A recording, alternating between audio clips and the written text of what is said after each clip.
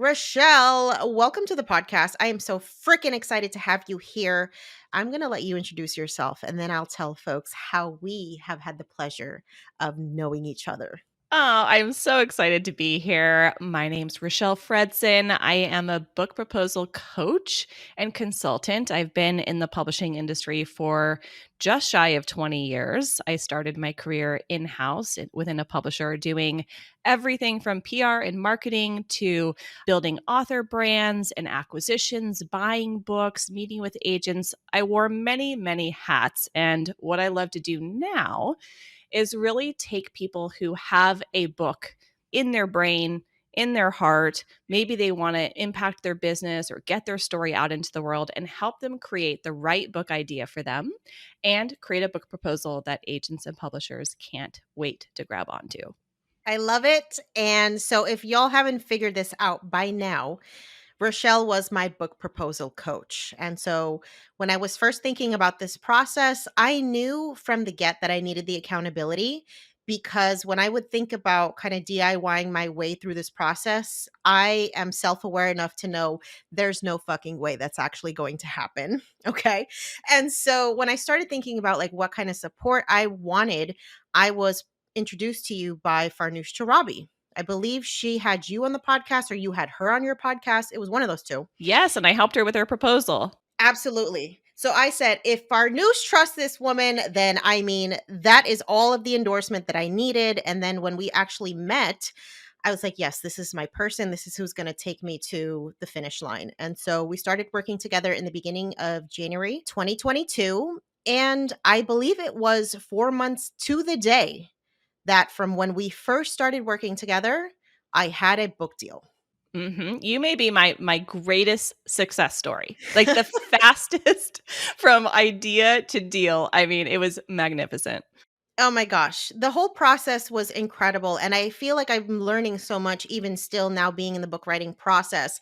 But I feel like for our community, the idea, first off, of writing a book is just like, well, we don't do shit like that. That's like for white people. I definitely want to like dive into why that's complete bullshit. And I would love to just get your insight as someone who helps people essentially create a physical representation of the stories that we've collected over our lifetimes. So let's start off with, how does one know when one is ready for a book? Okay. Because I think a lot of us can, admit to ourselves, that would be cool to do. But how do we know maybe like mentally and also like your journey, like that you've reached the place where it makes sense to really start thinking about this? Yeah, there's this old adage that says that you should wait 7 years from the point of what you want to write about, right? So a lot of people come to book writing and they say, I want to write about this trauma or this experience I've recently had or something I've overcome, but there isn't yet enough distance to understand why other people should care. Because that's the trick about books, right? They're about us, but they're for other people. So the key is in providing enough distance and enough experience for your book to be really grounded in something, hefty. And my answer to this question really depends on whether someone wants to write something that's memoir or personal essay or something that wants to enhance their business, right? A book about like what you're doing. You're giving advice, you're supporting people through something. That requires some proven track record. You have to be out in the world doing the thing if you want to write about it and impact others. So some people get to a place and they go, I think I'm ready, right? I have some feedback. I've been doing this long enough. I want to share my story. I want to share my expertise. I want to share my framework, whatever it is. And I have no idea where to start. Yep, that was definitely me. I'm like, I know I have something to say, but the whole world, I think, of book writing and book publishing is very much like a behind the scenes inner circle space where I feel like if you don't know somebody who's directly involved, like you have no idea, who the movers and shakers are, but also like, what are the questions that I should be asking? Who can I ask these questions to? And also, what should I be doing as an aspiring author? So let's talk about that. Like, as an aspiring author, what are things that you should be thinking about before you even get to the place of starting to write a proposal? Yeah, this is a great question. And you're 100% right. I think there's this element of like behind the velvet rope for book publishing. And it's a industry that lacks transparency, which is the whole reason why I started my own podcast. I'm like, this doesn't need to be this hard. We just need to talk about the requirements so that people can prepare and plan and do all the things they need to do. So, first and foremost, what agents and publishers will be looking for is you out in the world doing what you do, teaching what you write about, supporting people through story if that's what you want to do. Do you have a membership? Do you have a coaching community? Do you have a blog? Carries a lot of weight for all the listeners of this show. What are you doing out in the world to build community? Because agents and publishers know the very first people to buy your book will be the community that you've already collected, the people that are already turning to you for support. So, how do we begin building that? And through that community, we can get much more clear on what we want to write about and how we can serve in a bigger and better way. So, that sort of grassroots, getting into the community, teaching, showing up, writing, doing speaking events, borrowing audiences, getting on Instagram Live, all those things carry a lot of weight for when you want to sell your book, but they provide incredible intel as you're curating it. I'm so glad that you mentioned the aspect of building your platform and building your community because I don't think that was something that I realized was so valuable in this process. I think there's a lot of people who think I'm going to write the book and then I'll become famous because of the book versus like building the community, building your authority in the space, and then showing up with this resource, which is what you would recommend, correct? 100%. A publisher and a book deal is not going to make you famous. And I think that this is another thing is I think people think, "Oh my gosh, I got the book deal. I sold the book. Ooh, I can relax now. My publisher is going to take over and do all the work and oh wow. Do you have another thing coming?" Right? You will own 70 to 80% of your marketing and promotion, and the publisher will support you with the other 20%, which means all the time you're spending on this front end to build community and create your blog, create your podcast, whatever you want to do, is going to really serve you in the end when you have to sell the book. It's all connected. Great to know. All right. So if you could take us through kind of the high level framework of what it looks like from, first having that idea to writing a proposal to finally getting that book deal, what does that process typically look like?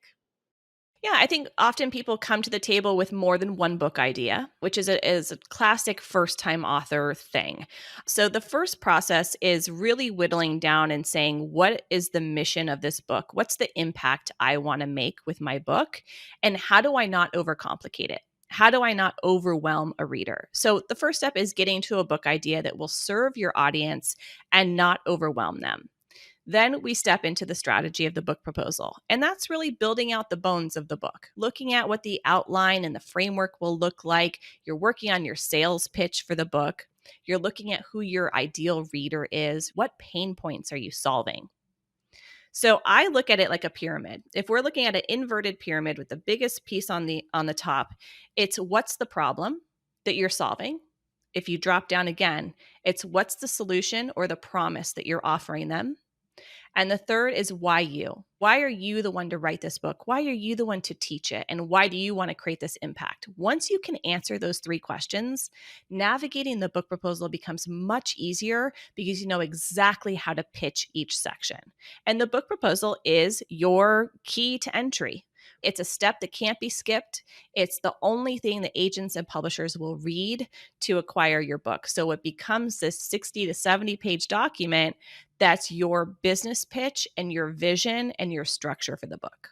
Okay. So once you have your proposal put together, what does the process look like from there? How do you shop it around? How do you find agents? Like, what does that whole process look like? Yeah, there's a few ways to find an agent. And first and foremost, you need an agent in today's market. So there are very few publishers that take direct submissions.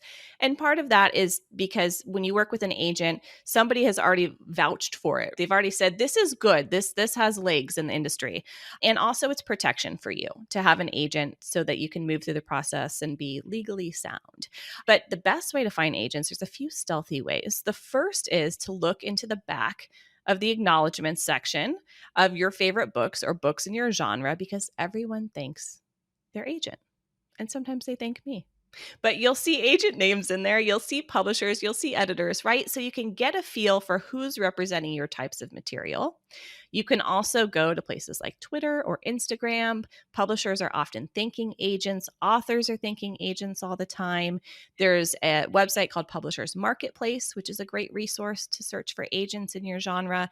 So, what you want to do is you want to find aligned partners. That's a big part of the process. I firmly believe that if you do your homework, you will find the right agent for you because you want to make sure you're submitting to people that love the material you're about to present.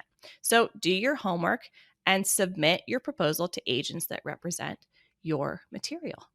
Love it. Okay, so what does that typically look like from a cost perspective? Like, are we paying agents up front? Are they collecting a fee percentage? What does that look like? Because I know there's a lot of scams out here in all types of industries. And I've seen, folks paying for press, and I'm sure there's scams around the book agent situation too. This gives me hives. Yeah, never, ever pay an agent upfront. You don't have to pay an agent anything. An agent will take a percentage of what the publisher pays you. So you don't have to pay that agent directly for anything.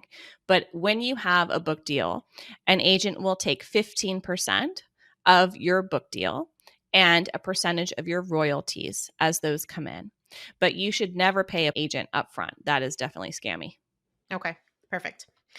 All right. So the book deal, is there a sign that, after speaking to like enough publishers that maybe this just isn't the right time or you haven't connected? Like, when is it time to go back to the drawing board, would you say? It's such a personal question. And I think it's a timeline that you should identify for yourself before you begin, because there are so many routes of publishing, right? And everything we've talked about so far in this conversation has been for the traditional publishing deal. But the truth is, many people, especially that I work with, come because they want the help doing the proposal and getting the idea right, but they really want to go hybrid publishing. Or they maybe even want to self publish because maybe they want to hold on to their creative rights, or they want a faster publishing timeline, or they want a more nurturing experience, whatever it is.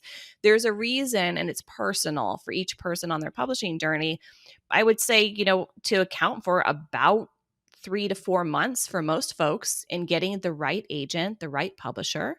There's a process internally that the publishing industry is a little archaic in the way it operates internally. There's not a real speeding up of that process. So you have to account weeks, sometimes months, to get the feedback you're hoping for. Some people can wait up to a year to get the right agent. So that's why it's important to decide for ourselves, how long do we want to spend on that timeline before we look at other options that maybe can get our book out a little faster. Got it. Okay. So I'm here to connect the dots for everybody because I think, like you mentioned, there are different ways to publish a book. But I think some folks might have a perception where if you go the self published route, you won't be necessarily taken as seriously as an author. And so they make the benchmark for success having the traditional book deal. Do you think that's a myth? Like, do you think you can achieve the same amount of success monetarily and even like from the authority standpoint with a self published option versus a traditional? It depends on how we define success. So if someone comes to me and they say, I have a multi-million dollar business, I have hundreds of thousands in my community, I want to earn higher royalties. The advance doesn't matter much to me. I know I have all the vehicles and the lanes for selling this book. A lot of those folks are choosing hybrid because they can do it their way. They can have creative control. They're going to make more on royalties, but there's not the gravitas, certainly, of a traditional publishing deal, especially for first time authors. It's kind of nice to go through that traditional process, learn about the industry, and get a little support. But there's this myth that when we go traditional publishing and we get the big publisher and we get the deal, that we don't need to take a lot of ownership. And like I mentioned on the marketing front, beyond marketing, there's a lot of investments that you have to make to publish a book, whether it be editorial or writing support, a coach like me on the book proposal front. There's a lot of hands that touch a book and create it and get it really profitable for you. So I think it's important to recognize that books are sort of a financial losing proposition until they're not, right? You're going to invest no matter which route of publishing you choose. If you go in knowing that and choose the right route that helps you earn back faster, that's the best strategic route to look at. So I think it just depends. Yeah. Let's talk about the advance, right? Because I think that's the thing that a lot of people get enamored with. It's like, oh my God, the six-figure book deal, blah, blah, blah. What is actually realistic for a first-time author? Like, is there some way to set expectations of what you should be okay with accepting? Yeah, this is like the unicorn conversation. It's really hard to pin down. A few factors come into play. First and foremost, platform. The authors getting the most significant deals have significant platforms or significant businesses where they can move the book through a course or a group program and create an upsell, downsell, whatever it is. So, a lot of the big deals are for people that have a lot of that visibility. But I have seen first time authors with less than 5,000 followers across all their social media get significant six figure deals. So you just never know, but it is much harder if you don't have the platform, traditionally speaking, and if you don't have the business to back it up, especially when you're writing a book that teaches something that's in line with your business. You want to make sure that you have multiple streams of income in your business to help bolster those book sales. Yeah, and I would even argue like you want to have multiple streams of income in your business so you actually have the space to write this book because the thing that I have seen witnessing other content creators who are in this process is like their income takes a huge hit because they don't necessarily have different ways of making money that don't rely on them actively showing up.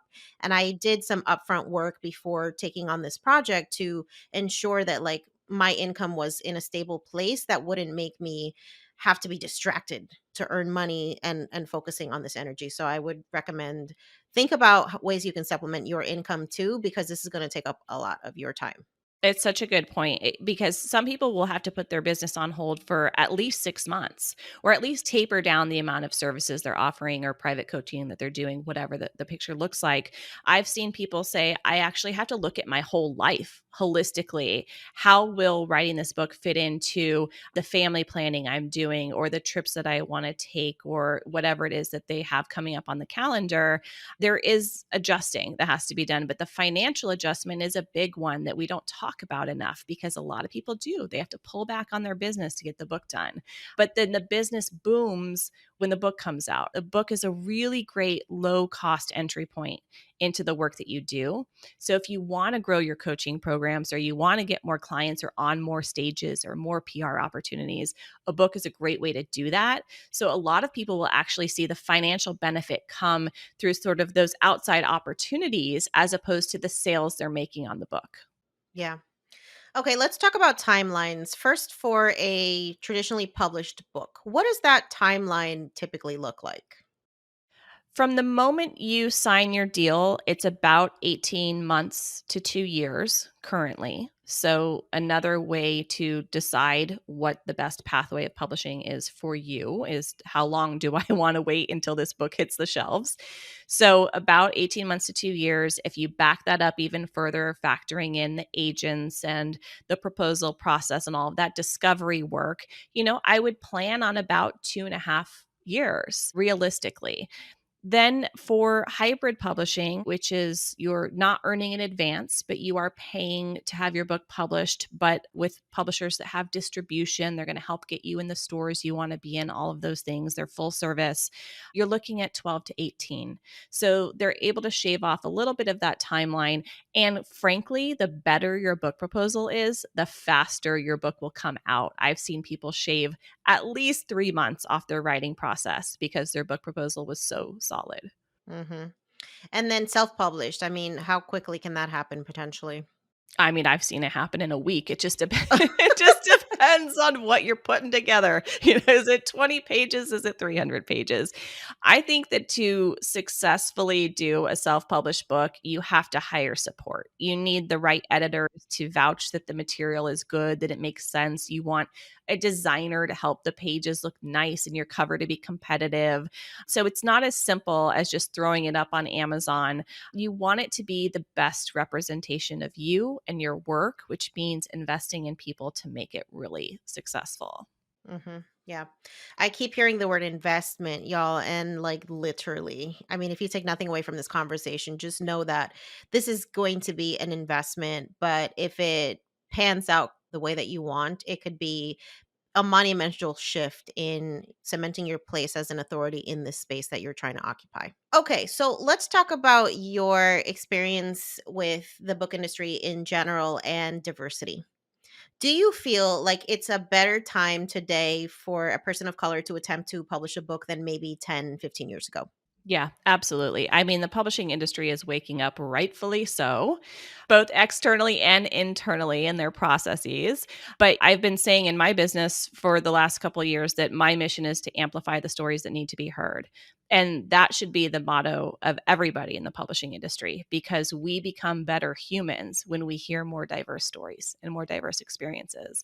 So, yes, publishers are definitely looking for more diverse voices, more diverse teaching, niche genres that maybe they wouldn't have looked at before. And it's really fun to watch the lists come out of the deals getting made, because I'm over here cheering, and 60% of my list is women of color. And I'm so proud of that. And I love it. I love watching the success happen. So I'm really happy that the industry is moving in a better direction. There's a long way to go. They're getting better.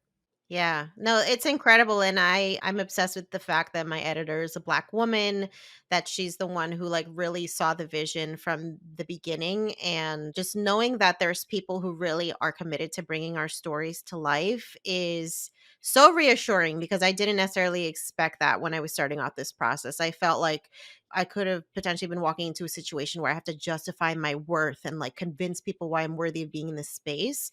And I would say to any aspiring author who's in those conversations, like, if you feel like that, that's a fucking red flag. And those are not your people. Like, the people who agree to talk to you should not make you feel like you need to justify why you want to be here.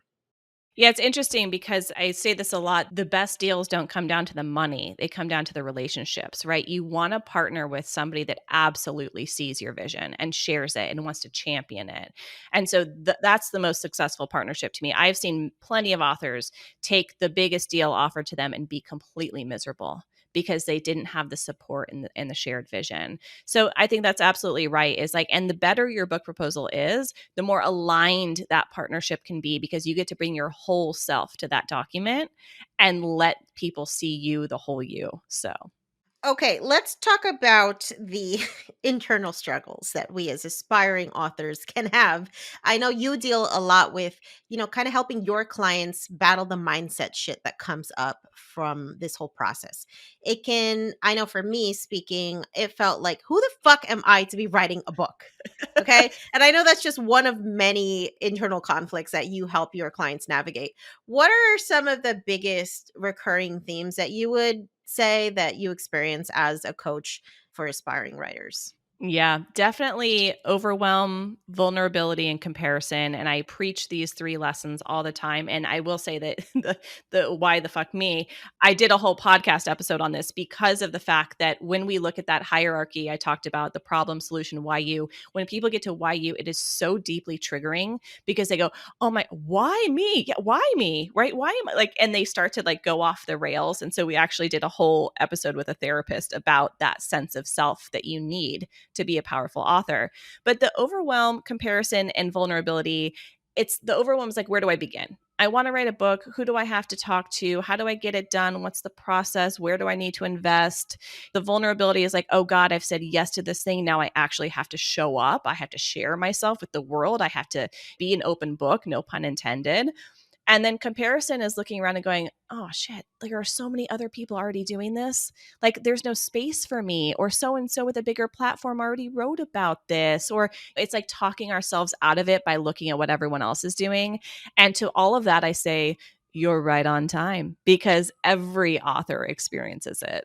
I love that. And that's so reassuring. I always tell my students, because, whether you're talking about blogging or podcasting or writing a book, there's always this perception that like the niche is oversaturated.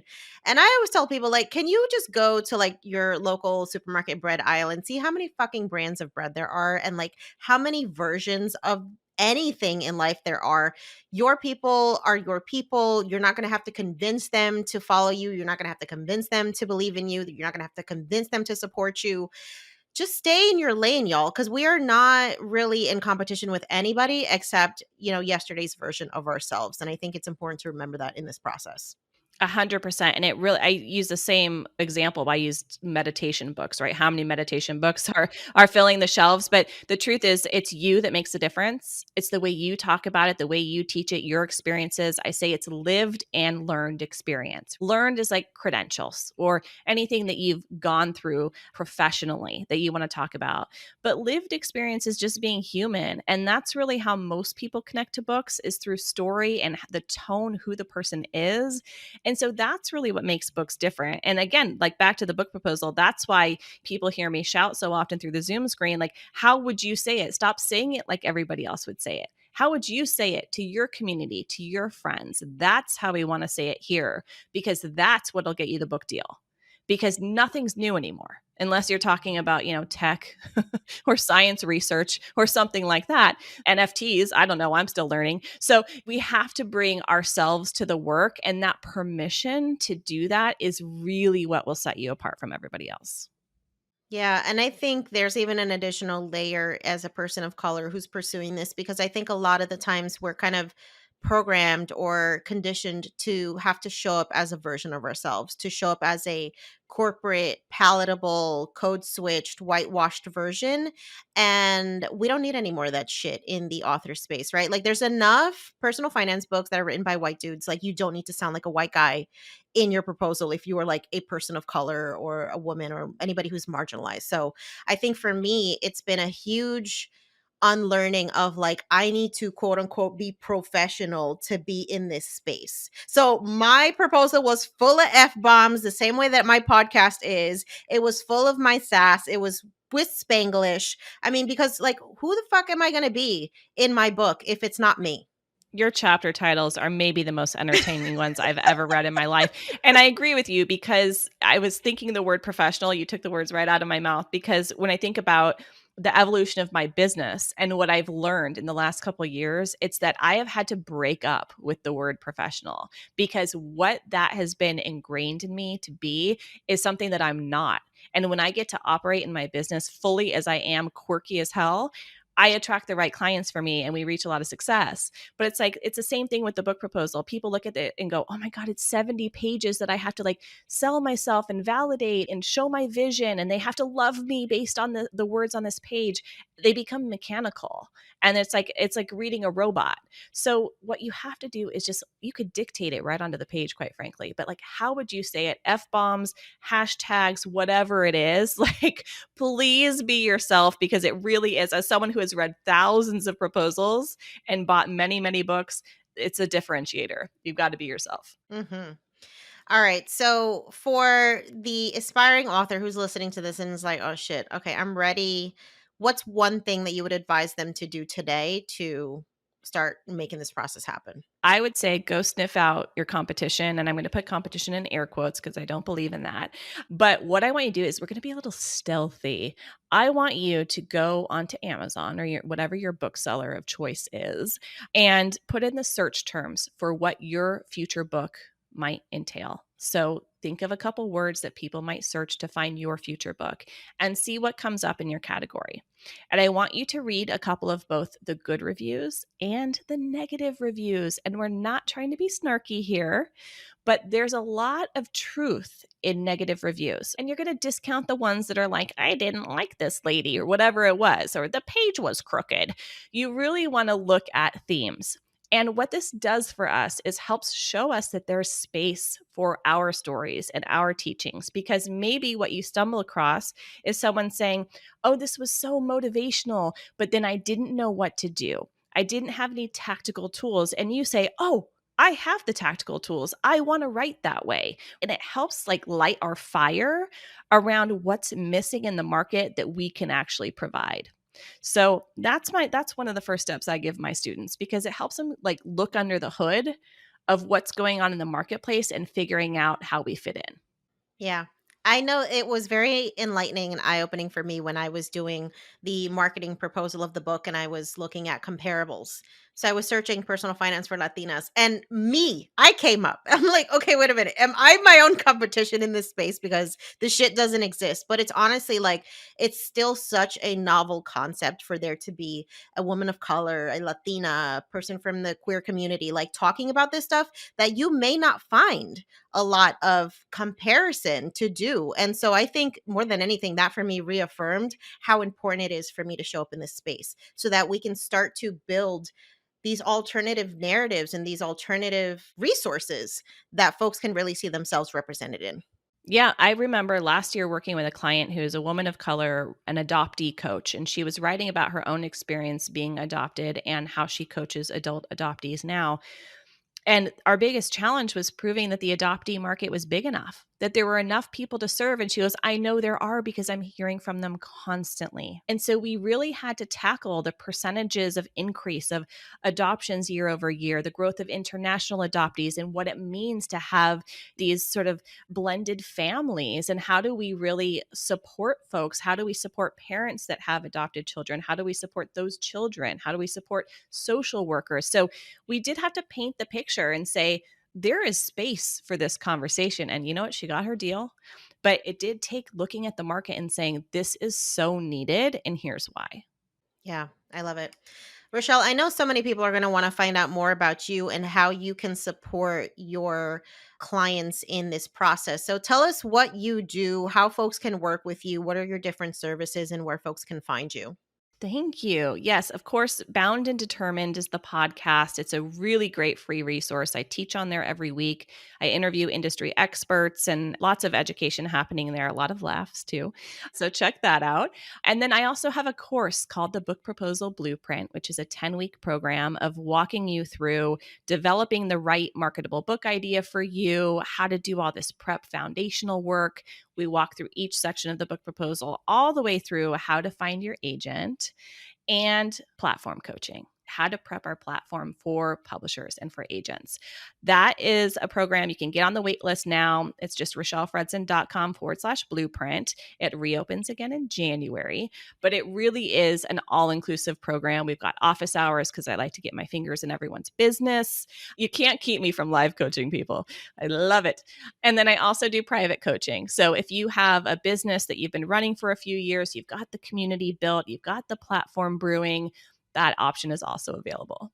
I love it. And I will sing your praises from the mountaintops because it's important for us to like be humble enough to realize where we just shouldn't DIY and where we have met our capacity for doing this on our own. And I know I can speak for myself and I'm sure many of your clients when I say that the amount of support that we receive from you, the reassurance, the talking off the cliff, the actionable steps, the accountability is why you have such an amazing track record. I always tell folks, if you really want to accomplish some shit, hire somebody to hold you accountable, right? It's like the difference between signing up for like a $10 membership at the gym and hoping that you show up versus like investing in a personal trainer who's going to be like, bitch, what happened to those 4-day workouts a week that we said we were going to do? What happened to these goals, right? And so I think it's just important for us, if we really want to accomplish amazing things, like put some skin in the game, know your limits, get the support that you need because